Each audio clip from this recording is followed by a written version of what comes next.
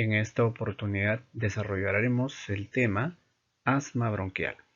Los tópicos que vamos a desarrollar en esta presentación, empezaremos definiendo qué es asma bronquial, la etiología, la epidemiología en el mundo, la fisiopatología, diagnóstico, las manifestaciones clínicas, los diagnósticos diferenciales, para concluir con tratamiento y algunas consideraciones especiales. Se define el asma bronquial como una enfermedad crónica que se caracteriza por un proceso inflamatorio de la vía aérea que genera una obstrucción parcial o total de la misma al flujo aéreo. Y una característica importantísima es la reversibilidad. El asma es la enfermedad crónica más prevalente en pediatría. Se estima que afecta un 10% de la población infantil y su incidencia está aumentando.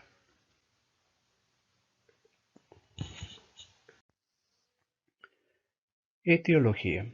La combinación de la vulnerabilidad biológica genéticamente determinada, la exposición ambiental, alergenos, contaminantes químicos, infecciones, la interacción de estos factores van a predisponer el desarrollo de asma bronquial en una persona. La parte genética es el factor que predispone, el ambiente el factor determinante, alergenos, contaminantes es el factor desencadenante, el que precipita el cuadro de asma bronquial.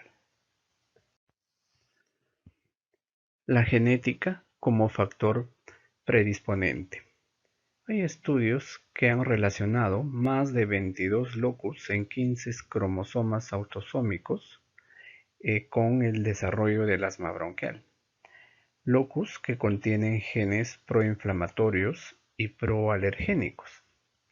Se dice que si uno de los padres es atópico o alérgico, sea asma bronquial, rinitis alérgica o dermatitis atópica, la posibilidad de que su hijo desarrolle asma bronquial es del 40%.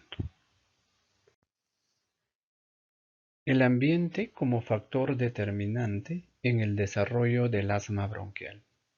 En la parte superior de la diapositiva vemos una ciudad del interior del país donde no se ve contaminación.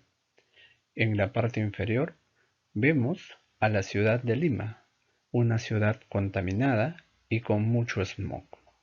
Es en estas condiciones las posibilidades de que una persona desarrolle asma bronquial se incremente. Es la combinación de la genética y el ambiente que van a incrementar la posibilidad de que una persona desarrolle asma bronquial. El ambiente donde nosotros vivimos va a determinar si uno va a desarrollar asma o no, a pesar de que uno pueda tener predisposición genética o no.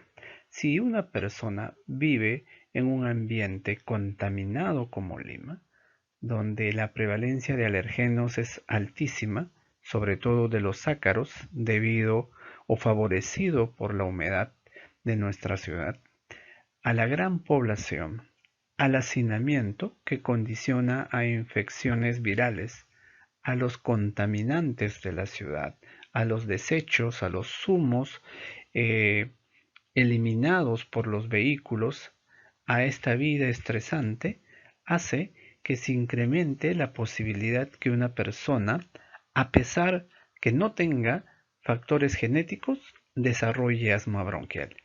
Y si tiene factores genéticos sumados al factor ambiental, hace que estas posibilidades se incrementen mucho más.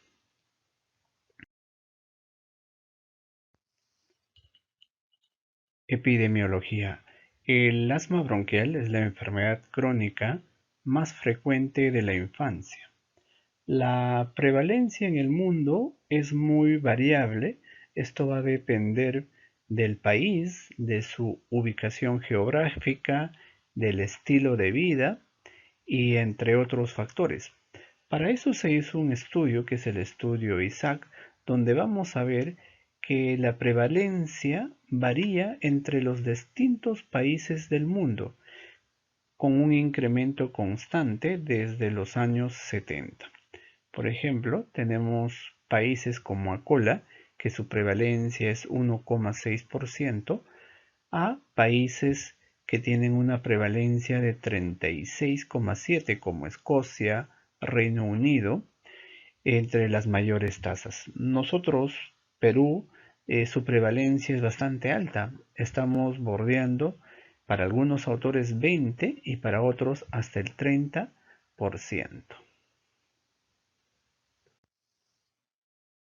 Algunas conclusiones adicionales del estudio ISAC: que el asma es más común en las ciudades modernas, el asma es poco frecuente en comunidades rurales, el inicio de la enfermedad es antes de los 6 años de edad, solo una minoría de los niños pequeños sibiladores tienen asma persistente al final de la infancia. Esto lo habíamos visto en la corte de Tucson en un estudio por Fernando Martínez cuando desarrollamos el tema de síndrome obstructivo bronquial.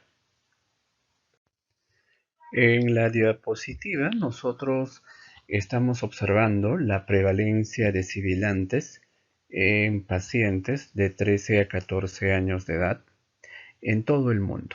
Nosotros vemos de una manera más clara cómo se da esta distribución de forma variable. Vemos en color verde aquellos países que tienen una prevalencia que va del 5 al 10%, en color amarillo aquellos países que tienen una prevalencia del 10 al 20% y en color rojo en aquellos países que tienen una prevalencia mayor al 20% y dentro de los cuales se encuentra nuestro país. Dentro de nuestro país la prevalencia es variable. En Lima hay estudios que van desde el 20 a un 30%, estudios costeros, Huacho, Piura, que van entre un 13 a un 15% y alguna prevalencia en la sierra central de nuestro país que va en un 8%. El estudio ISAC, el cual tenemos nosotros en el gráfico, es un estudio muy interesante, ya que toma una población muy amplia a nivel mundial y abarca 56 países. Es un estudio que se realizó por primera vez el año 91 hasta el año 95 y el primer reporte el año 98, pero se ha hecho dos estudios más, es decir, hay un estudio ISAC 1, 2 y 3 que busca la prevalencia de sibilantes en dos poblaciones, en poblaciones de 6 a 7 años de edad y en una población de 13 a 14 años. Básicamente es un estudio de encuestas con una misma metodología que se ha realizado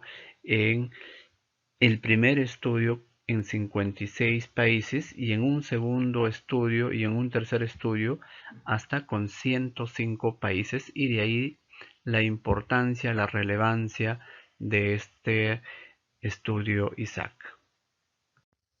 Con la información que tenemos podemos concluir que en promedio 6 de cada 30 niños de un salón de clase probablemente tiene asma. Esto en la ciudad de Lima. Vemos que los datos pueden cambiar según la ubicación geográfica.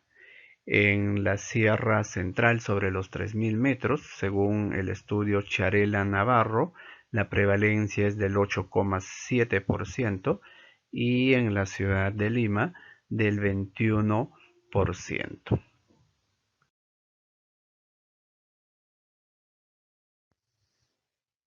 Una gran proporción de pacientes asmáticos presentan sus primeros síntomas en los primeros años de vida. Ya en la clase de síndrome obstructivo bronquial, nosotros habíamos hecho referencia de un estudio madre, que es el estudio de Fernando Martínez, el estudio Tucson, que hizo un seguimiento a 1.246 niños desde la etapa neonatal hasta los 20 años, el cual le permitió concluir y categorizar en tres tipos de fenotipo. Un 34% aquellos niños que presentaban sibilancias precoces en los primeros 3 años, que eran desencadenados básicamente por infecciones virales. Un segundo fenotipo con un 14% que siguió presentándolas a los 6 años. A ellos denominamos sibiladores precoces persistentes y son los verdaderos pacientes atópicos. El doctor Fernando Martínez, en su estudio de cohorte de Tucson, observa de forma clara dos poblaciones. Una población o grupo que durante el periodo de seguimiento nunca presenta sibilantes y un segundo grupo que sí ha presentado uno o dos episodios de sibilantes. Es este segundo grupo que es denominado fenotipos del asma infantil, ya que encuentra o divide en tres grupos y cada uno con características propias. Un primer grupo que le denomina sibilantes precoces transitorios, precoces porque su inicio es temprano y transitorio porque tiene un periodo de tiempo. Como vemos en la gráfica, la primera línea entrecortada, su inicio es temprano, en los primeros meses de vida, alcanzando un pico al año y medio, 2 años, para posteriormente caer hacia el tercer año. Tenemos un segundo grupo que son los sibilantes precoces pero persistentes. Es decir, tienen un inicio temprano, como vemos la segunda línea entrecortada, que progresivamente va ascendiendo y persiste en el tiempo. Vemos que a los 6 años hasta los 11 años y adelante persiste. A este grupo se le denomina sibilantes persistentes, asma atópica. Y un tercer grupo que su inicio no es temprano, sino a partir del segundo o tercer año de vida, alcanzando un pico al cuarto o quinto año para posteriormente descender. Este es el grupo de los sibilantes tardíos o sibilantes persistentes, asma no atópica, que ahora vamos a describir con mayor claridad en las siguientes diapositivas. En esta diapositiva vamos a ver las características propias de uno de los grupos, el grupo de los sibiladores precoces transitorios. Comienzan antes del primer año de vida y ceden hacia los 3 años. La inmunoglobulina E y o pruebas cutáneas como el Pintrex es negativa, sin rasgos ni antecedentes familiares de atopía. La función pulmonar está disminuida al nacimiento, pero los valores son normales a los 16 años. Estudios de hiperrespuesta bronquial y variabilidad del flujo expiratorio máximo son negativos a los 11 años. Factores de riesgo: tabaquismo materno durante la gestación, sexo masculino, prematuridad, convivencia con hermanos mayores y o asistencia a guarderías. Mencionamos que los causantes de las sibilancias precoces transitorias son las infecciones virales. En esta diapositiva tenemos al segundo grupo, son los sibiladores precoces persistentes o los verdaderos atópicos. Este grupo comienza generalmente antes del tercer año de vida, persisten a los 6 años y predominan, sobre todo, en varones. La inmunoglobulina E se eleva, también las pruebas cutáneas son positivas, como el PRINT test a partir del tercer año de vida, y presentan rasgos o fenotipo atópico alérgico y antecedentes familiares de atopía. La función pulmonar es normal al nacimiento, pero con un descenso progresivo hasta los 6 años y posterior estabilización en valores por debajo de la normalidad.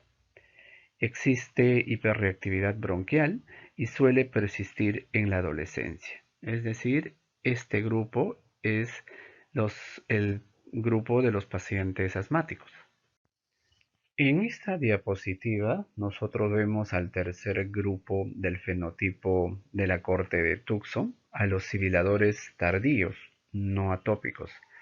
Este grupo comienzan generalmente al tercer año de vida y disminuyen a los 6 años la presencia de sibilantes, afectan por igual a ambos sexos. La inmunoglobulina E y pruebas cutáneas son negativas, sin rasgos ni antecedentes de atopía en la familia. La función pulmonar es normal al nacimiento, con valores bajos a los 6 años y 11 años. La hiperrespuesta bronquial disminuye con la edad y suelen desaparecer en la adolescencia. La utilidad del estudio de la cohorte de Tucson es para poder responder esta pregunta que se da en la práctica diaria. Mi hijo es asmático, entonces para poder responder nosotros tenemos que hacer el ejercicio de ver este niño que estamos evaluando a qué grupo pertenece. Pertenece al primer grupo de sibiladores precoces transitorios. Este niño pertenece al segundo grupo de sibiladores precoces pero persistentes, o al tercer grupo de sibiladores tardíos no atópicos. Con las características que hemos determinado en la evaluación, nosotros podremos responder esta pregunta a los padres y calmar la ansiedad. Por ejemplo, si su niño muy precozmente a los 4, 5 u 8 meses de edad presenta sibilantes y además el padre o la madre tiene antecedente de atopía o de algún tipo de alergia tipo asma bronquial, rinitis o dermatitis, la posibilidad que este niño persista y sea un asmático es altísima, a diferencia que puede tener uno o dos episodios de sibilantes también a los 4 o 5 meses, pero no tiene antecedentes de ninguno de los padres alérgicos. Entonces este niño correspondería al primer grupo, que presenta sibilantes de forma transitoria precozmente, pero que al tercer año de vida este pico cede y se convierte un niño sin presencia de sibilantes. Otra manera de evaluar de manera temprana o precoz si un niño va a desarrollar asma bronquial es haciendo uso del índice clínico de riesgo de asma. Índice predictor de asma. Es una propuesta del doctor José Antonio Castro Rodríguez, de lejos el investigador más importante de nuestro país. Es una propuesta ampliamente aceptada por la comunidad mundial y utilizada. Este índice predictor se hace haciendo uso de criterios mayores y criterios menores. Dentro de los criterios mayores tenemos asma en los padres, eczema en el niño, test cutáneo a aerolorganos positivo. Dentro de los criterios menores tenemos diagnóstico de rinitis alérgica, presencia de sibilancias en ausencia de una infección viral, eosinofilia mayor de 4% en un hemograma o alergia a alimentos. Si el índice predictor de asma es positivo porque cumple un criterio mayor o dos menores, la posibilidad que este niño desarrolle asma bronquial a los 6 años es del 77%. Si el índice predictor de asma es negativo, la chance de que este niño no tenga asma es del 68%. Entonces, haciendo este trazador de manera sencilla, nosotros podemos evaluar si este niño va a tener asma o no va a tener asma de una manera temprana.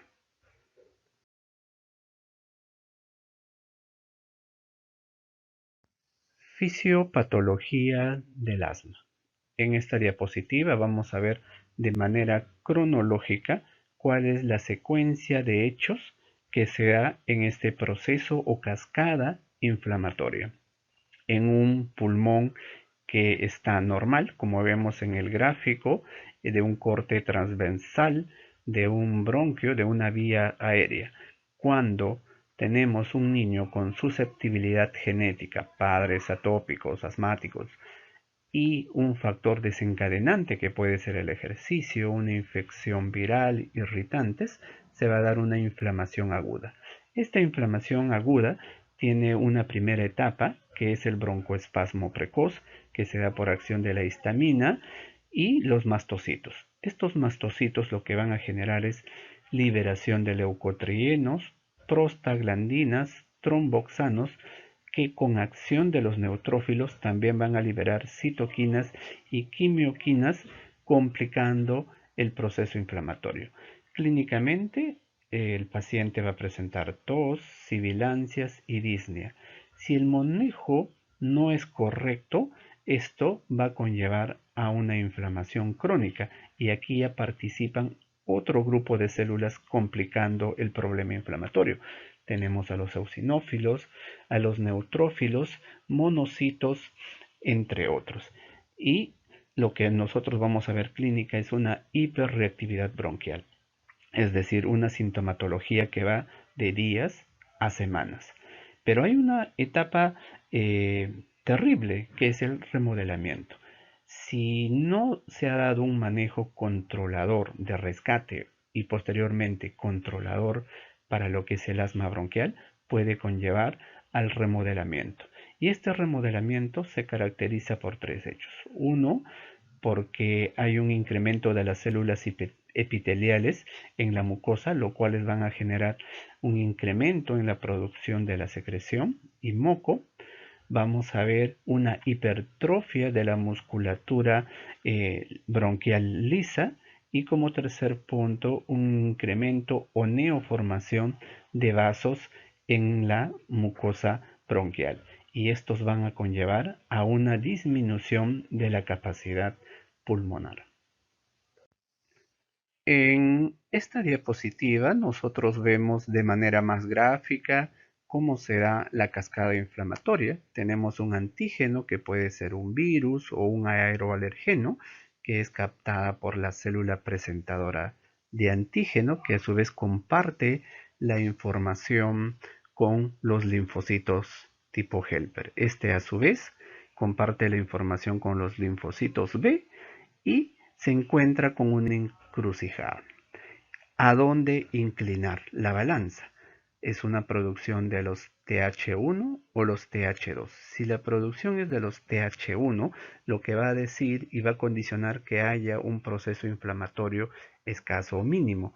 Pero si vemos que la balanza es inclinada hacia los TH2, son promotores de procesos inflamatorios agudos. Esto cuando hay una primera exposición. En el siguiente gráfico vamos a ver cómo se da cuando hay una segunda exposición. En esta gráfica lo que estamos observando es la cascada inflamatoria en un proceso de reexposición. Como vemos, está la presencia de los aeroalergenos a nivel de la vía aérea, que rápidamente es reconocida por la célula presentadora de antígeno. Como recordamos, cuando se da una exposición por primera vez, habitualmente hay una etapa de procesamiento que se da en los linfocitos T. En estos casos no, rápidamente la célula presentadora comparte información con los TH2 que liberan mediadores químicos. Mediadores químicos como la interleuquina 4 y la interleuquina 13, que va a brindar la información a los linfocitos B, y este a su vez va a liberar lo que son las inmunoglobulinas del tipo E, los cuales van a ser captadas y reconocidas en la superficie de la célula mastocitaria, liberando de manera inmediata histamina, prostaglandinas, leucotrienos, etc., generando efectos clínicos de manera inmediata. Pero también los TH2 pueden liberar interleuquina 3, interleuquina 5 a nivel de los eosinófilos, como habíamos visto en gráficos anteriores, que generan efectos clínicos tardíos. En esta diapositiva nosotros vemos de manera gráfica cómo es una pared bronquial normal y una pared remodelada. Como vemos, la pared bronquial normal, que está en el lado izquierdo de ustedes, vemos un epitelio de la mucosa bronquial normal con los cilios correctos y adecuados. Vemos los vasos de calibre normal y también la base de la mucosa. En el lado derecho nosotros vemos los cambios que se dan en una pared remodelada. Lo que vemos es una presencia en menor cantidad de los cilios importantes para poder expulsar o eliminar la secreción, lo cual genera estos cilios disminuidos, acumulación de secreciones. Vemos hipertrofia y cambios estructurales en el epitelio bronquial, la neoformación de vasos, lo cual va a condicionar que rápidamente haya liberación también de mediadores químicos, y la hipertrofia de la musculatura bronquial. Y lo que clínicamente esto va a generar es una disminución en la función pulmonar de nuestros pacientes. En la presente diapositiva nosotros vemos fotos reales de anatomía patológica de epitelio bronquial. En el gráfico 1 vemos tapones de moco bronquial. En la figura 2 y 3 vemos metaplasia escamosa bronquial. En la figura 4, hiperplasia de células mucosecretoras. Y en el gráfico 5, presencia de eosinófilos. Hay un infiltrado de eosinófilos, los cual correspondería a un asma bronquial en fase tardía.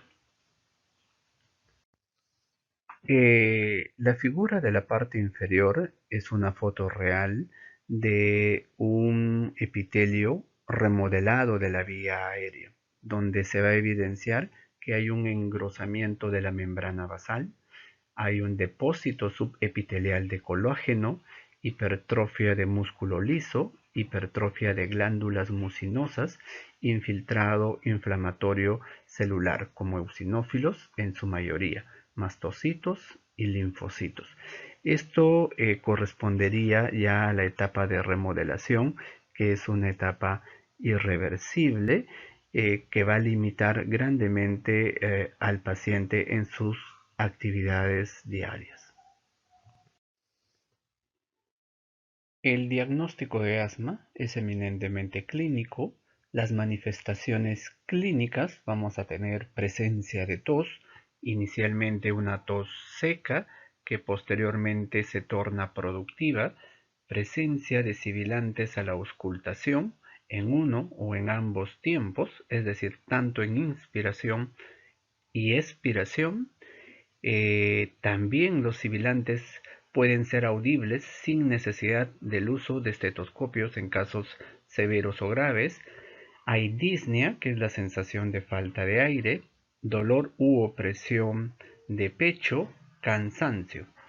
Estos síntomas pueden empeorar durante la noche, con el ejercicio, con las infecciones, con exposición a neumoalergenos, como pinturas, el polvo, olores fuertes, combustibles, etc.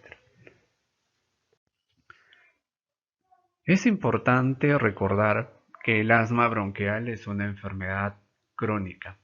Eso significa que en el tiempo va a tener momentos intercrisis, asintomáticos, y momentos de exacerbaciones o de crisis, es decir, hay tos, dificultad respiratoria, opresión torácica. Eso va a depender del grado de severidad. El asma, en función del tiempo y de su presentación, se clasifica en un asma intermitente. Aquel paciente que presenta crisis o exacerbaciones de manera esporádica y posteriormente a un manejo de este cuadro agudo, permanece asintomático. Pero también está el otro tipo de paciente que tiene un asma persistente. A su vez, este asma puede ser persistente leve, persistente moderado y persistente severo. Y esto va a ir en función de las características clínicas que presentan. Tos nocturna, tos diurna, dificultad para hacer las actividades diarias. Habíamos mencionado en la diapositiva anterior que hay periodos intercrisis y la crisis o exacerbación propiamente dicho. Es decir, el paciente presenta tos, dificultad respiratoria, presencia de sibilantes a la auscultación.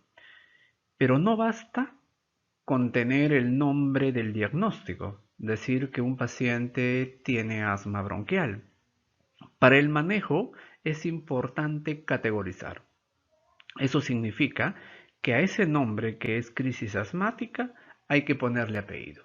Es decir, hay que categorizar si estamos frente a una crisis asmática leve, a una crisis asmática moderada o frente a una crisis asmática severa, porque de esto va a depender el tratamiento. Y para yo poder categorizar, hay muchas escalas, muchos scores que me van a poder determinar la severidad. En esta diapositiva le presento el score más utilizado en pediatría. Es el score de Birman y Pearson modificado por tal, donde va a evaluar 4 parámetros clínicos. Uno, la frecuencia respiratoria. En la segunda columna tenemos la presencia de sibilancias. En la tercera columna, cianosis. Y en la cuarta columna, retracciones de la musculatura torácica. Y en función de la presentación y de las frecuencias respiratorias, nosotros vamos a asignar un puntaje, como vemos en la figura, ¿no? Hacemos la suma de estos 4 parámetros clínicos y tenemos el resultado. Si el resultado es menos de 5, se considera que es una crisis leve. Si el resultado está entre 6 y 8, decimos que está frente a una crisis asmática moderada. Y si el resultado va de 9 a 12, estamos frente a una crisis asmática severa. Y dependiendo de esto, el tratamiento va a cambiar. En la diapositiva anterior habíamos mencionado que no solo existe una sola escala. La verdad, existen muchas escalas. El ampliamente utilizada y validada es la escala de Birman y Pearson, pero es una escala que solemos utilizar en menores de 6 años. La recomendación para pacientes mayores de 6 años es el score pulmonar. También evalúa, como ustedes pueden ver en esta diapositiva, en la segunda columna donde dice frecuencia respiratoria, también nos permite evaluar a niños menores de 6 años, pero su utilidad y esta tabla fue creada básicamente para evaluar a pacientes asmáticos en momentos de crisis en mayores de 6 años. Los parámetros son bastante similares, como vemos frecuencia respiratoria, la presencia de sibilancias y el uso de musculatura accesoria, pero no cualquier músculo, sino el esternocleidomastoideo.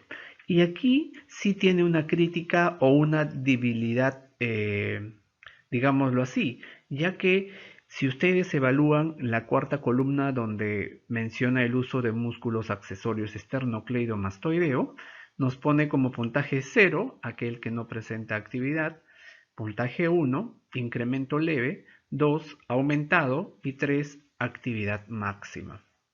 Pero ¿cómo interpretar yo si la actividad del músculo esternocleidomastoideo es leve. ¿Cuál es el parámetro para decir que es leve? ¿Cuál es el parámetro clínico para decir que es aumentado o actividad máxima? Entonces esa es la debilidad que tiene esta tabla. Hay que mencionar también, y eso es importante, que el score de Birman y Pearson tiene una tabla para mayores de 6 años y nosotros nos inclinamos en el uso de esta, ya que su evaluación clínica es más sencilla. Pero ustedes van a ver en la bibliografía muchas tablas que están validadas. Va a depender del clínico con cuál de ellos se adapta mejor.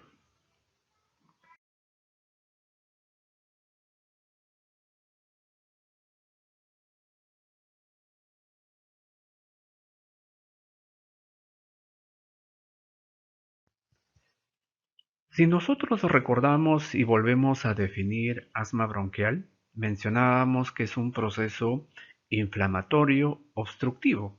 Pues bien, va a haber otras pruebas de cómo corroborar el diagnóstico de asma bronquial.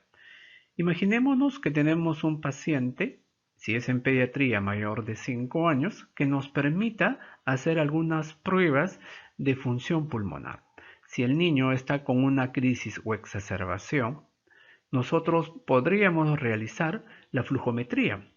Si nosotros hacemos una medición previa y posteriormente administramos un beta 2 de acción corta como el salbutamol y vemos que hay una variabilidad de más del 20% del flujo expiratorio pico, estaríamos corroborando.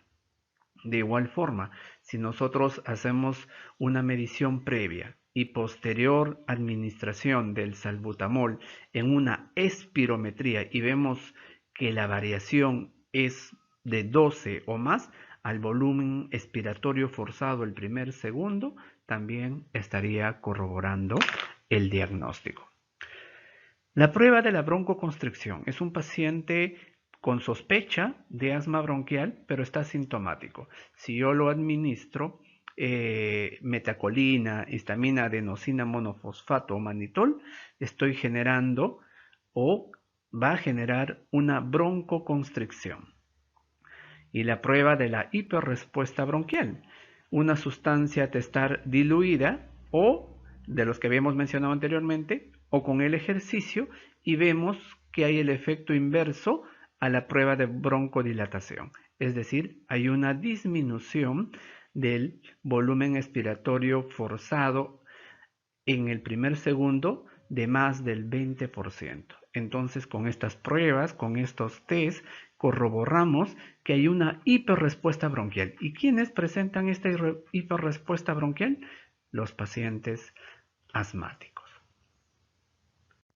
Para poder evaluar la capacidad pulmonar, nosotros hacemos uso de dispositivos médicos, como vemos en los dos gráficos. En la parte superior, un dispositivo sencillo, económico, que es el flujómetro, y el segundo gráfico de la parte inferior es un dispositivo más de uso intrahospitalario y es más exacto. El primer dispositivo, que es el flujómetro, como su propio nombre lo dice, mide básicamente flujos, el cual nosotros ya tenemos valores predeterminados para la edad, sexo y esta altura del paciente y hacer la comparación. Y en la parte inferior, el espirómetro ya es un equipo mucho más exacto que nos brinda información no solo de flujo, sino de capacidades y de volúmenes, ¿no? El uso de las imágenes es un excelente apoyo en asma bronquial. En una radiografía de tórax anteroposterior, generalmente tenemos hallazgos como un pulmón hiperinsuflado, observamos aplanamiento de los diafragmas, engrosamiento peribronquial, un aumento de aire retrocardíaco. Es útil para el diagnóstico de complicaciones como neumotórax, atelectasias, neumonías. La tomografía computarizada está reservado para casos especiales o dudas diagnósticas, por ejemplo, cuerpo extraño, malformaciones congénitas y así como otras, ¿no? Es importante saber que el asma bronquial es una parte del problema, solo una parte del problema del niño o de la persona que es alérgico o atópica, porque este niño también puede tener rinitis alérgica, dermatitis atópica, conjuntivitis atópica, etc. Entonces es importante indagar qué cosas desencadenan hiperreactividad bronquial. Estacionalidad, por lo general se enferman en épocas invernales o son aeroalergenos, olores fuertes, colonias, pinturas, combustibles, etc. También indagar en antecedentes familiares de papá, de mamá o de hermanos, si son atópicos, si son alérgicos. Entonces, habíamos mencionado que el asma bronquial puede ser intermitente y persistente. Estas recomendaciones son básicamente para los pacientes con historia de persistencia. Entonces en ellos hay que hacer una buena valoración clínica y podemos ampliar el estudio con pruebas como el PRINT test y la inmunoglobulina E. Entonces es importante basar el diagnóstico en la concordancia entre la clínica y estas pruebas diagnósticas. Diagnósticos diferenciales. Cuando nosotros hacemos seguimiento o evaluaciones seriadas a nuestros niños, estos diagnósticos generalmente lo hacemos dentro de los primeros meses de edad. Pero si nosotros estamos en un servicio de emergencia y no hacemos seguimiento, entonces debemos preguntarnos y plantearnos posibles diagnósticos diferenciales, sobre todo en quienes, en aquellos que no tienen una buena respuesta. Habíamos mencionado nuevamente en la definición del asma como una cuarta característica la reversibilidad. ¿Eso qué significa? Que una vez instaurado el tratamiento con los broncodilatadores de acción corta, la respuesta es en minutos, tanto así que del 100% que llegan a la emergencia con cuadros obstructivos bronquiales, más del 93% van a la casa, justamente porque hay una buena respuesta. A esa respuesta se llama reversibilidad. Pero ¿qué pasa si ese niño no presenta una buena respuesta? Entonces, aquí vienen los diagnósticos diferenciales. Puede seguir siendo un paciente asmático, por supuesto. Un paciente asmático no controlado es un paciente persistente que hace uso y abuso de los broncodilatadores y en el tiempo hay una pobre respuesta a esta medicación. Sí puede ser un asmático, seguro que sí, pero cuando nosotros evaluamos un paciente que no tiene esa historia de ser asmático, que no tiene historia de usar de manera desmedida los broncodilatadores, es importante plantearnos diagnósticos diferenciales. La fibrosis quística, sobre todo en los pequeños que son bajo peso, que tienen historia en su etapa neonatal de hacer cuadros de tapón de meconio, cuando son más grandecitos, episodios de diarrea esteatóxica, es decir, grasosa. La discinesia ciliar primaria es un diagnóstico más raro, alejado, pero no imposible de presentar. Malformaciones pulmonares congénitas como el anillo vascular o los quistes bronquiales congénitos, entonces la radiografía, la tomografía nos puede ayudar. Laringotráqueo broncomalacias. Esto es más sencillo de diferenciar por el tipo o característica del sonido que realiza. Bronquiectasias, rarísima en pediatría, pero suelen presentarse. La bronquiolitis obliterante es un diagnóstico diferencial en lactantes, sobre todo en aquellos que han presentado un cuadro de bronquiolitis aguda por adenovirus. Aspiración de cuerpo extraño en niños que no tienen historia de sibilancias y bruscamente inician un cuadro con sibilancias. Enfermedad cardíaca lo podemos diferenciar de manera rápida a la auscultación. Un paciente que tiene dificultad respiratoria y sibilantes, a la auscultación cardíaca hay presencia de soplos cardíacos, desdoblamiento del tercer ruido, taquicardia, etc. Disfunción de cuerdas vocales, tener mucho cuidado en aquellos pacientes que en la etapa neonatal por algún motivo han sido manipulados o han requerido soporte ventilatorio prolongado. Reflujo gastroesofágico, si es una presentación relativamente frecuente. Incoordinación deglutoria en aquellos pacientes que presentan asfixia neonatal o algún problema tipo parálisis cerebral. En ellos sí podemos sospechar cuadros obstructivos bronquiales por incoordinación deglutoria.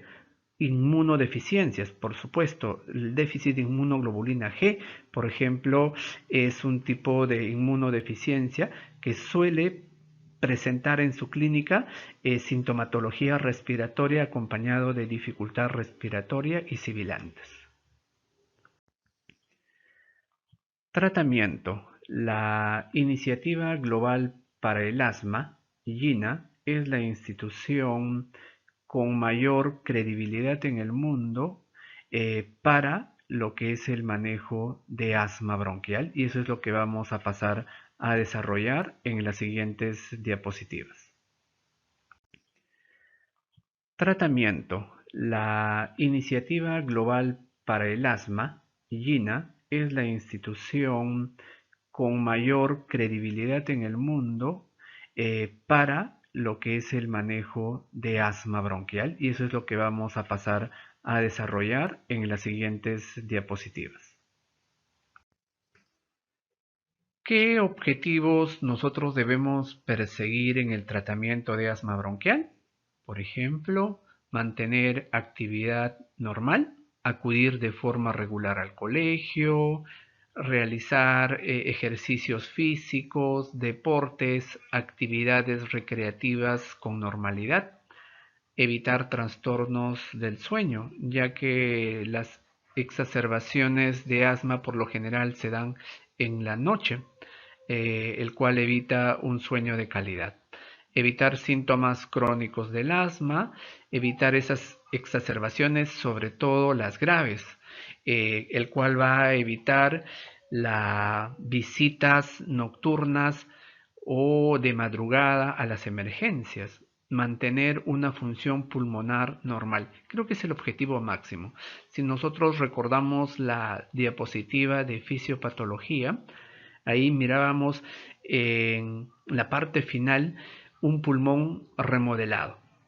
Y eso es lo que nosotros debemos evitar a toda costa con un tratamiento correcto. Experimentar pocos o ningún efecto adverso al tratamiento. Al ser el asma bronquial una enfermedad crónica, es importante la vigilancia y el seguimiento a largo tiempo. ¿Cómo hacemos la vigilancia? A través de visitas periódicas después de una crisis. Es importante hacer evaluaciones periódicas hasta que el paciente encuentre el control. Control significa libre de síntomas. Una vigilancia de la evolución pulmonar. Cuando un paciente está en crisis o exacerbación, lo ideal es hacer una flujometría o una espirometría para valorar en este paciente su función pulmonar y repetir esta prueba a los 3 meses y hacer un comparativo para valorar si ha habido una mejoría o no. Control de factores que influyen la gravedad del asma.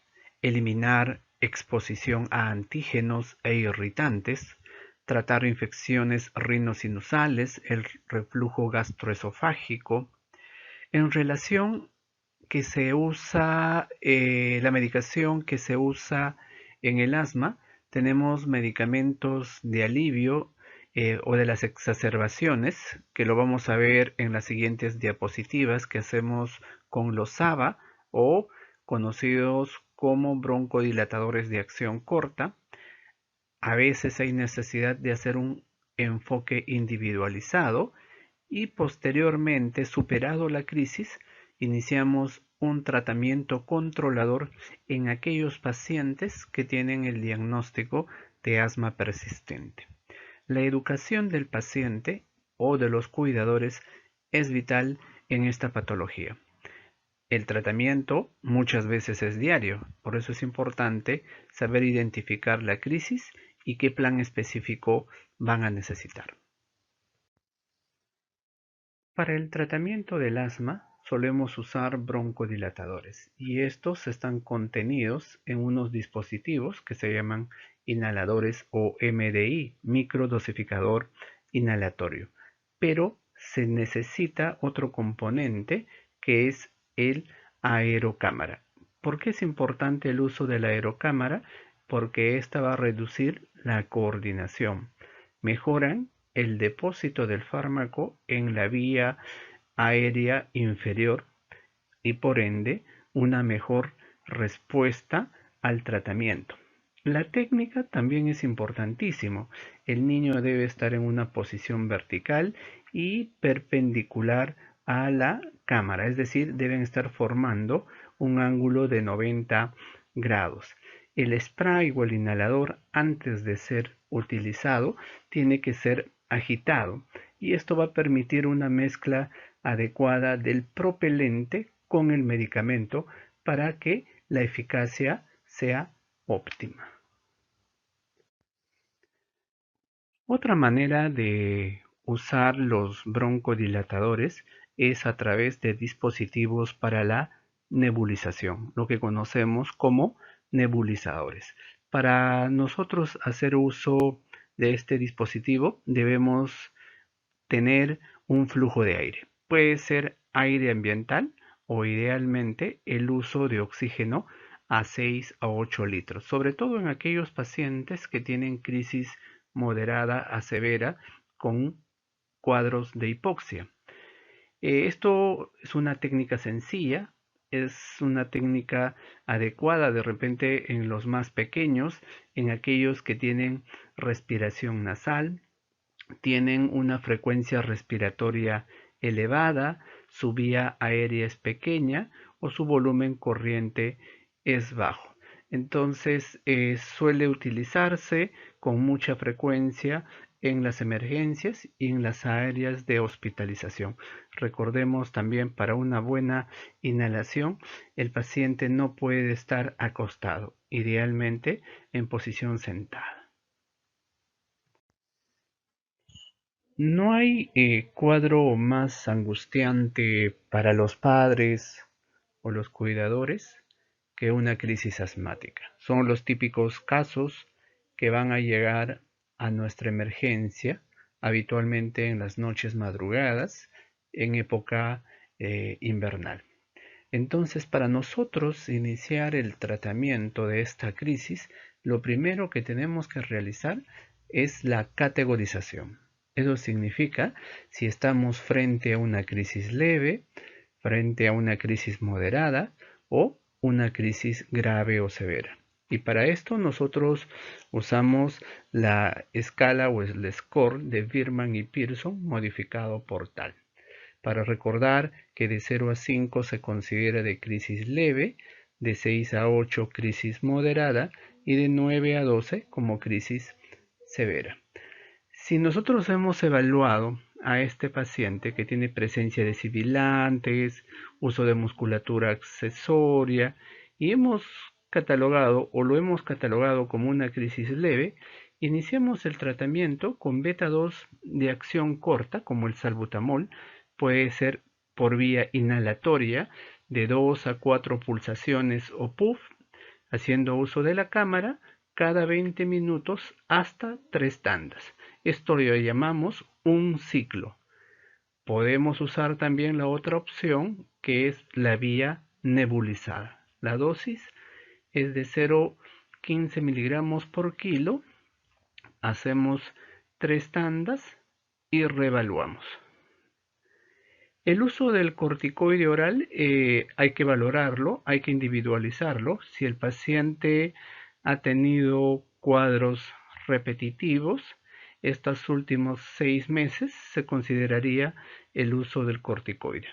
Pero lo que realmente lo va a aliviar es el beta 2, no el corticoide.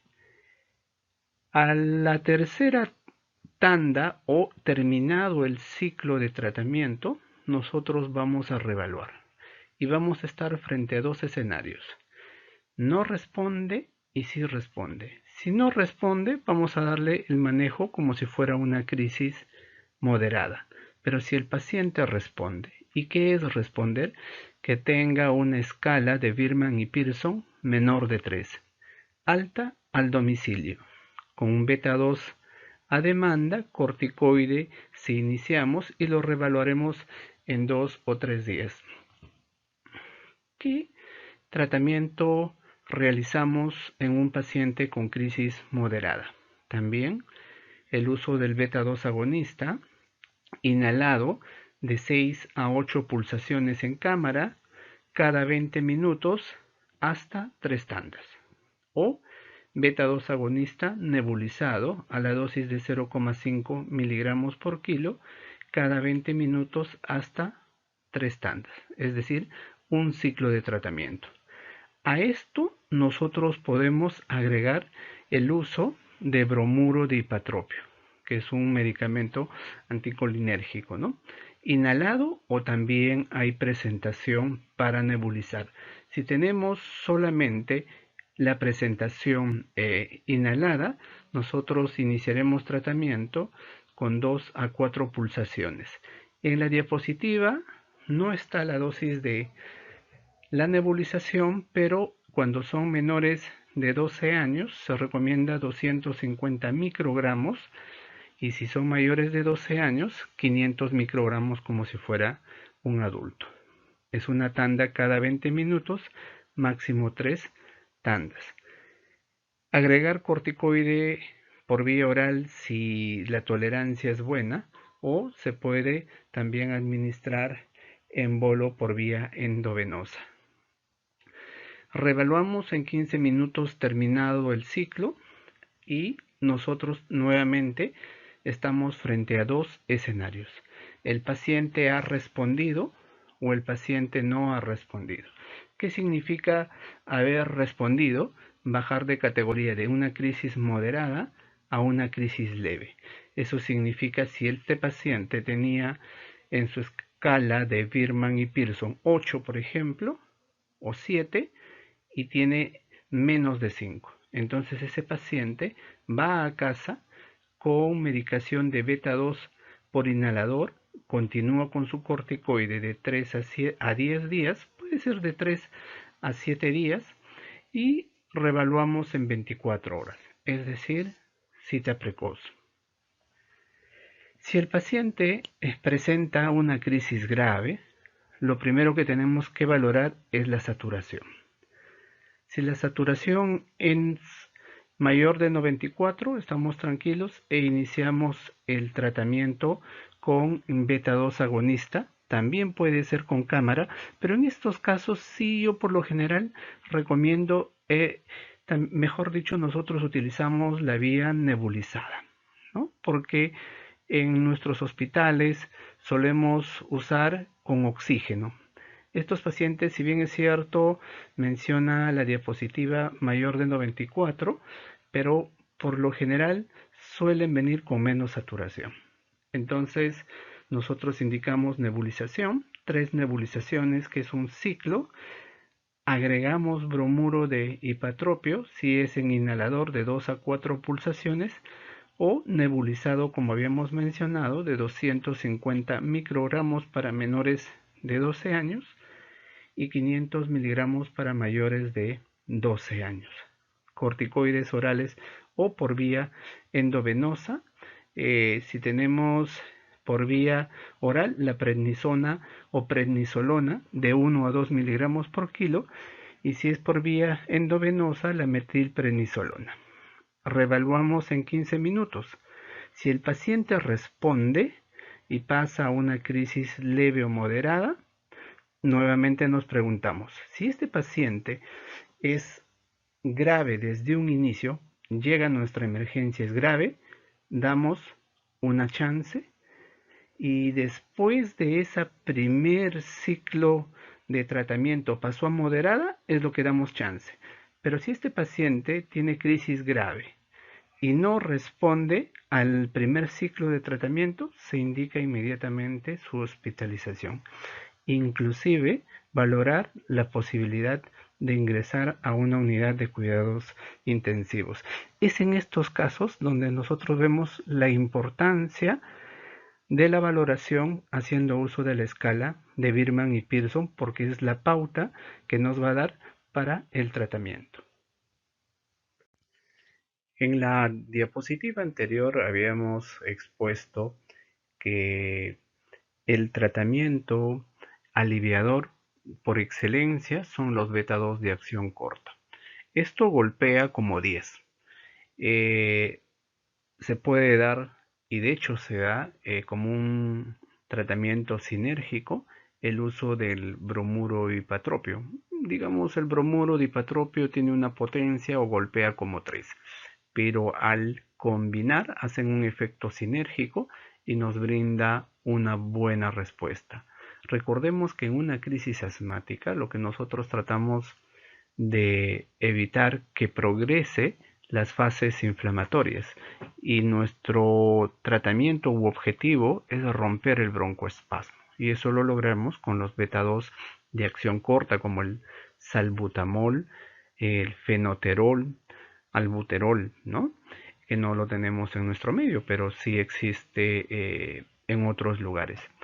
Aparte del bromuro dipatropio, también podemos usar algunas teofilinas como la aminofilina. Generalmente es un producto que se usa en el ambiente hospitalario porque su rango terapéutico es muy estrecho. Ahí hay que tener bastante cuidado en la titulación y en el tiempo de administración y sobre todo el monitoreo porque nos puede generar muchas arritmias. De ahí que se usa básicamente este medicamento cuando hay riesgo vital, ¿no? Es un paciente que a pesar del tratamiento con los beta 2 de acción corta no hay una buena respuesta. Y aquí un comentario adicional. ¿Quiénes por lo general no responden al beta 2 de acción corta? Son aquellos pacientes asmáticos que hacen un mal control, un uso y abuso de los inhaladores. Como son aliviadores, en vez de llevar el tratamiento correcto que vamos a ver más adelante, lo primero que hacen es coger el inhalador y administrarse. Pero lo que se está generando en el tiempo es generar resistencia a los beta 2. Hay una alteración a nivel de los receptores y lo cual hace de que cuando nosotros realmente lo necesitamos no tenemos una buena respuesta. Entonces la combinación con bromuro dipatropio, con algunas antinas como la aminofilina o también el sulfato de magnesio, es una muy buena alternativa. El sulfato de magnesio es un producto relativamente seguro, a diferencia de la aminofilina. Lo usamos a 40 miligramos por kilo dosis con una dosis tope de 2 gramos. Solemos administrar diluido en cloruro de sodio y lo infundimos en 20 minutos, ¿no? Luego de la tormenta siempre viene la calma. ¿Y eso qué significa en un paciente asmático?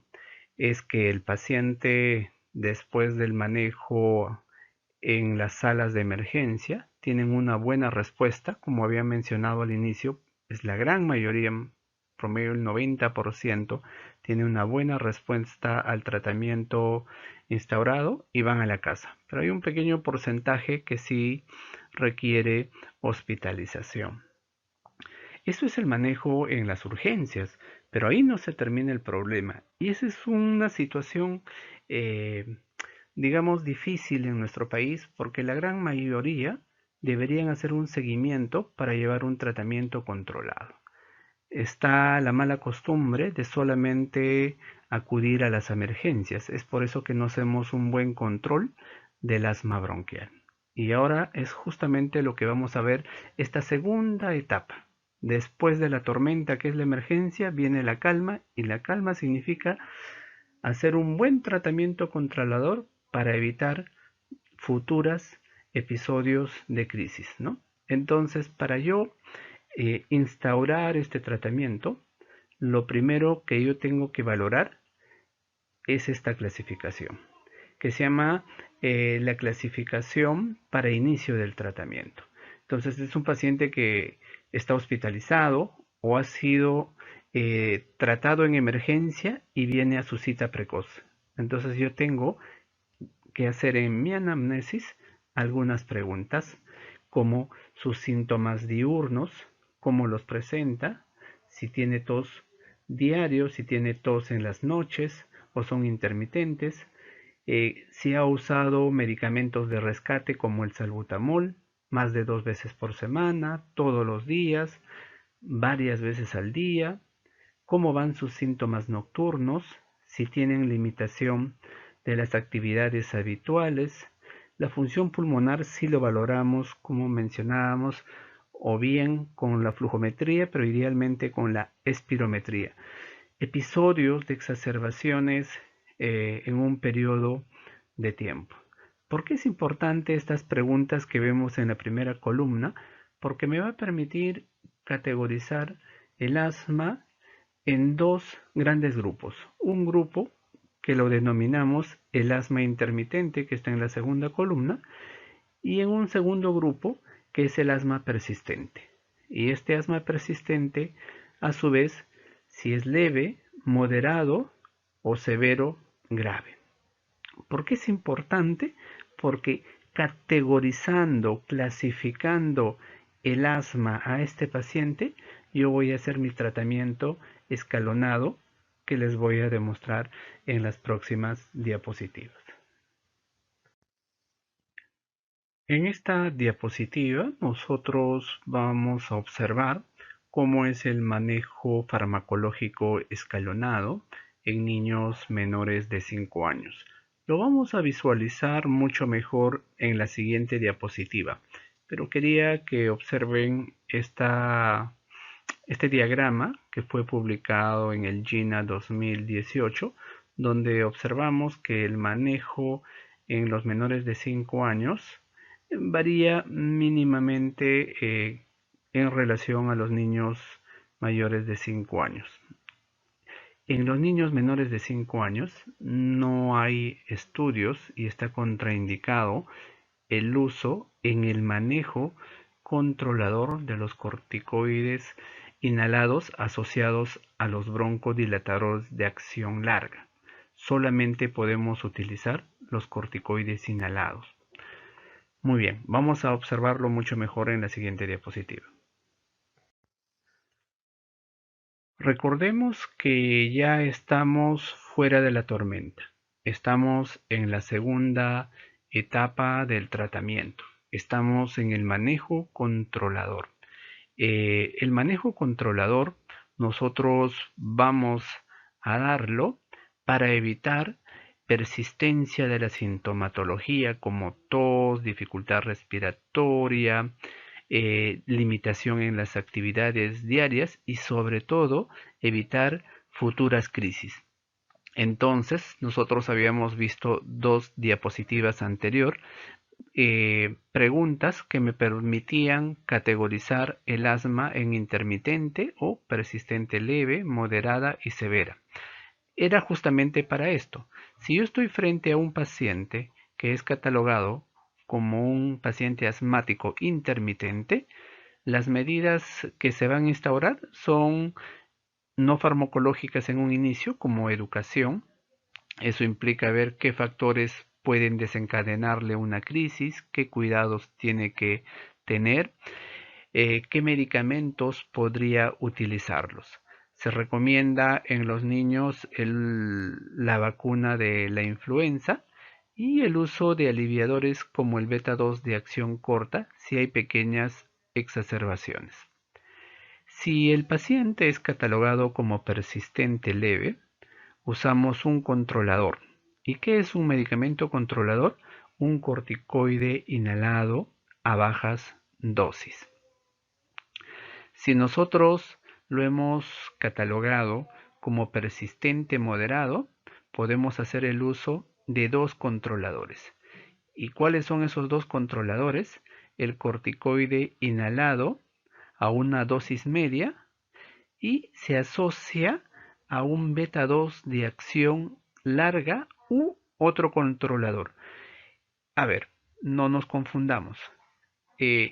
Dos controladores es, por ejemplo, el corticoide inhalado y sería otro un antileucotrieno como el montelukast. ¿Ok? Pero también se puede asociar a un beta 2 de acción larga. Recordemos que en niños menores de 5 años no podemos usar los beta 2 de acción larga. ¿Como cuáles? Como el formoterol. Ustedes van a ver frecuentemente, o algunos de ustedes si es que son asmáticos, se indica el uso de corticoides que tienen esta asociación, ¿no? Formoterol con budesonida, ¿no? Un nombre comercial, por decirles, el Ceretide, Aeronit, esa asociación de un corticoide más un beta 2, pero de acción larga. Pero otro medicamento controlador puede ser un antileucotrieno como el montelukast. Estamos en un persistente moderado. En el caso de si fuera un persistente severo, tenemos que dar 3 o más controladores, o bien un corticoide inhalado a dosis alta más un beta 2 de acción larga, más otro controlador que puede ser el montelukast, que es un antileucotrieno. En casos muy extremos, podríamos retomar ya no ciclos cortos de 3 a 6 días de corticoide sistémico como la prednisona, sino unos días más largos como 14 días, pero mucho cuidado con el efecto de los corticoides. Acá sí ya va a haber efectos secundarios importantes, entonces el seguimiento en estos pacientes tienen que ser muy estrechos. También en casos muy individualizados se puede plantear el uso de terapia biológica como los antiinmunoglobulina E, como el omalizumab, ¿no? Esta diapositiva es el complemento de la diapositiva anterior, pero nos permite ver que el manejo no solo es como asma intermitente y persistente, leve, moderada o grave. Hay algunos autores que plantean el manejo escalonado, como podemos observar en esta presentación. Dice escalón 1, escalón 2, escalón 3, 4, 5 y 6. Y acá hace referencia a la respuesta. ¿Eso qué significa? Si yo inicio un primer tratamiento escalonado, digamos, paso 1, y no hay respuesta, paso al escalón 2. Si no hay respuesta, al escalón 3. Pero, ¿en cuánto tiempo yo tengo que reevaluar? ¿A la semana? ¿A las 2 semanas? No. La reevaluación idealmente se hace a las 8 semanas. Entonces, a las 8 semanas hacemos la reevaluación para ver si efectivamente este paciente está controlando sus síntomas. Entonces, es un seguimiento largo, como podrán observar. Es por eso que, en mi modesta opinión, yo prefiero utilizar la diapositiva anterior, porque rápidamente, después de la tormenta, yo puedo categorizar si es moderada y grave y no espero hacer este tratamiento progresivo o escalonado, porque este paciente de repente es un persistente grave y cuando yo hago un tratamiento escalonado, inicialmente yo inicio un manejo bastante conservador como glucocorticoides inhalados a bajas dosis, pero este paciente para controlar de repente necesita la asociación de 2 medicamentos o 3 medicamentos controladores. Pero este es, esta diapositiva también existe este manejo, hay personas que lo recomiendan, así es que los dejo ahí para que ustedes puedan contrastarlo. ¿Recuerdan cuando mirábamos la diapositiva o el gráfico donde categorizábamos el asma en intermitente y persistente, y en función de eso nosotros iniciábamos el tratamiento.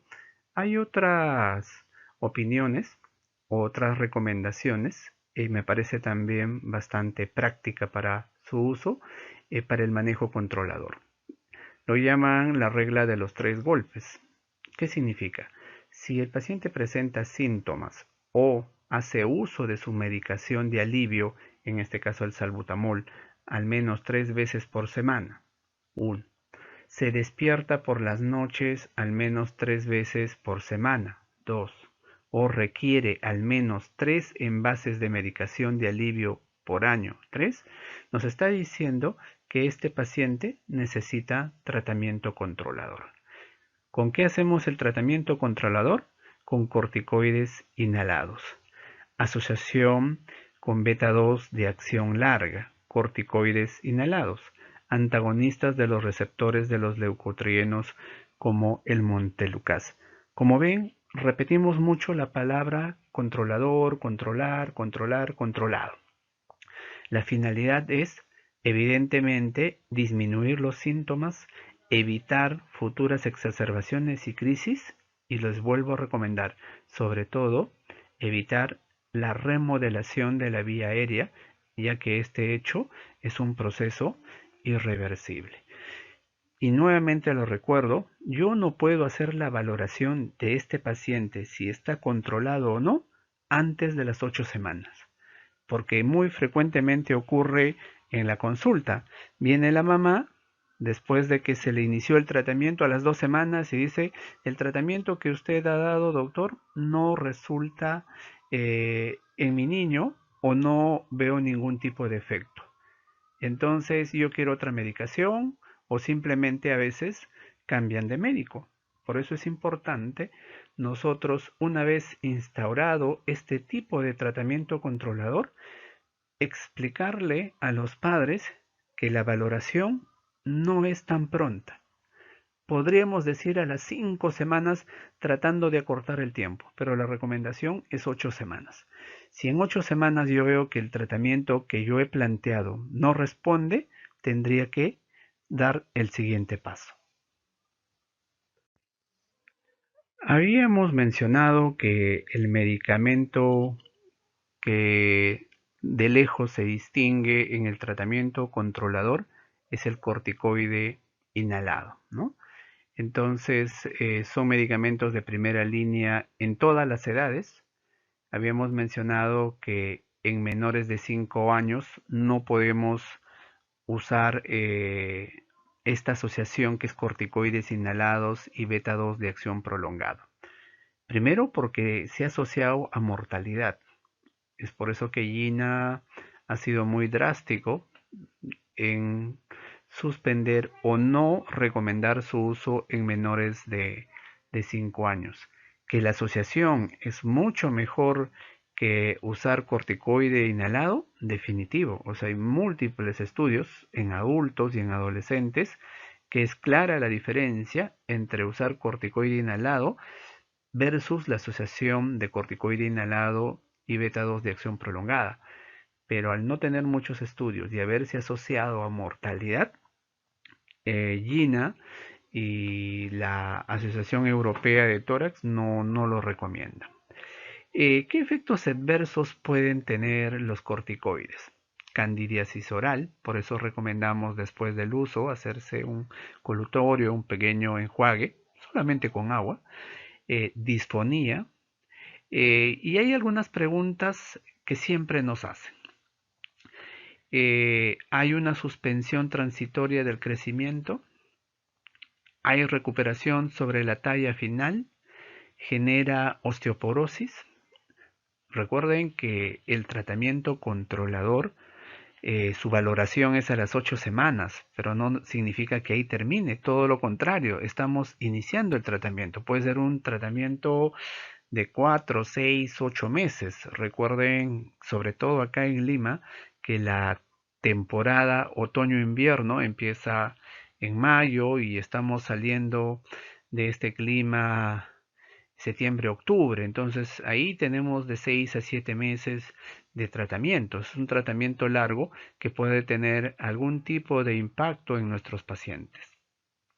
Ahora, evidentemente hay muchos estudios. El único corticoide inhalado que sí pudo haber alterado, de hecho alteró a la talla diana, es la beclometasona. Es por eso que se recomienda el uso en mayores de 12 años.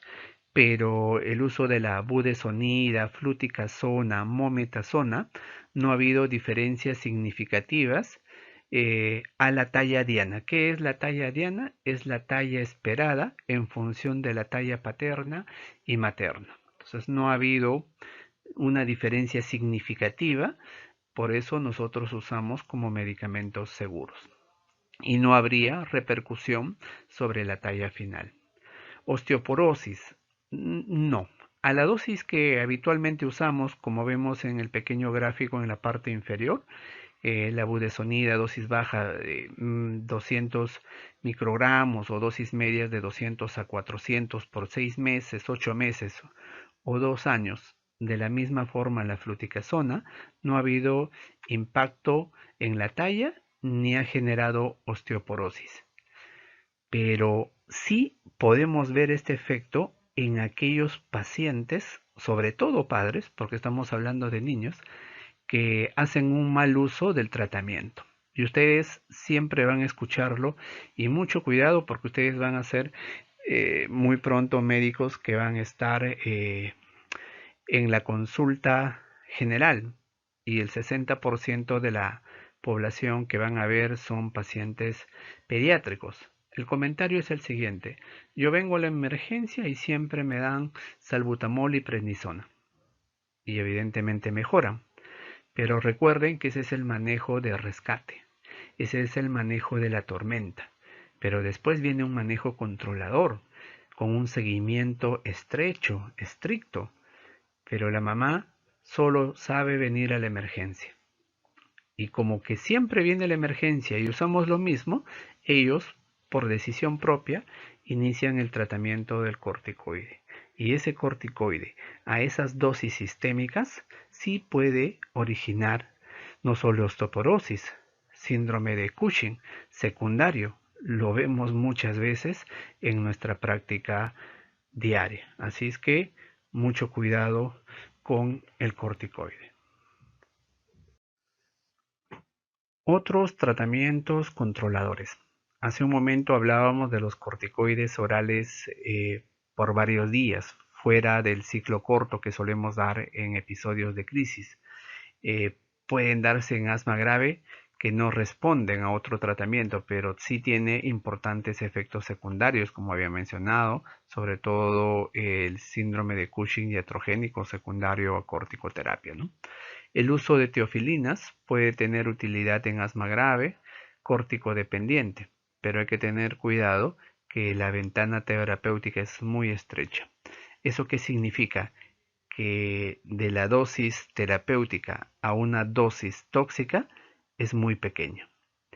Inmunoterapia, pacientes adecuadamente seleccionados, sensibilizados, usar antígenos biológicamente estandarizados. Eso significa dar los famosos preparados o pequeñas vacunas que van a estimular una respuesta celular. Recuerden que nosotros en la balanza tenemos los TH1 y los TH2. Si nosotros estimulamos la vía de los TH1, lo que va a hacer es disminuir o mejorar la tolerancia de este paciente a los alergenos. Otro tratamiento ya muy individualizado es el uso de anticuerpos monoclonales anti la inmunoglobulina E como el omalizumab. Esta recomendación se hace en mayores de 12 años.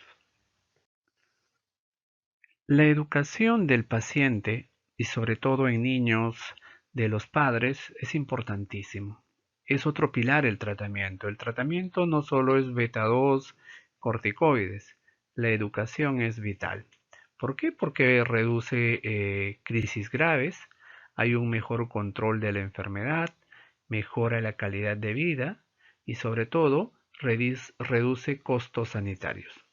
El objetivo es proporcionar los conocimientos y las habilidades necesarias para mejorar el autocuidado y el cumplimiento del tratamiento, autonomía y hacerle un plan escrito. Nosotros en el Hospital Nacional Arzobispo Loaiza tenemos un consultorio de asma y alergias y muy aparte de la consulta, cada 15 días hacemos charlas a los padres para que conozcan en un idioma mucho más sencillo acerca de esta patología para hacer un mejor control.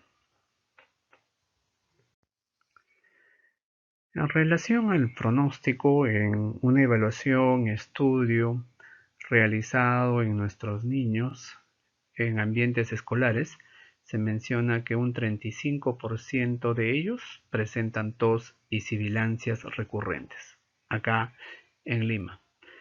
De estos, un grupo que va en promedio 18% son diagnosticados como pacientes asmáticos.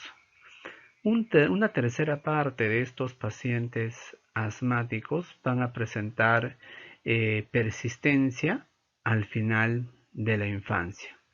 La gravedad del asma a los 7-10 años nos puede predecir que el asma bronquial puede persistir en su edad adulta, ¿no? Eh, Hablar de asma bronquial es mucho, es una patología multifactorial, muy extensa, así es que les recomiendo acá algunas bibliografías para el manejo de lo que es crisis o exacerbaciones agudas y el tratamiento controlador. No hay mejor bibliografía que todo lo que es GINA. El último que tenemos es GINA del año 2020. Las otras bibliografías que los he puesto ahí son estudios antiguos, pero son estudios madre, que nunca van a cambiar, que son estudios referentes para toda la comunidad pediátrica. Tenemos el estudio de Tucson del doctor Fernando Martínez, que fue publicado en el New England el año 95. Es importante conocer este estudio, que es la cohorte de Tucson, y el cómo tipifica a la población con sibilancias. Los estudios del doctor Castro Rodríguez, José Antonio, peruano, de lejos, como les menciono, el mejor investigador sobre temas de asma infantil, tiene múltiples publicaciones, es el creador del IPA, el índice predictor de asma, así es que es muy recomendado todas las publicaciones del doctor Castro Rodríguez. Bueno, les doy las gracias por su tiempo y paciencia.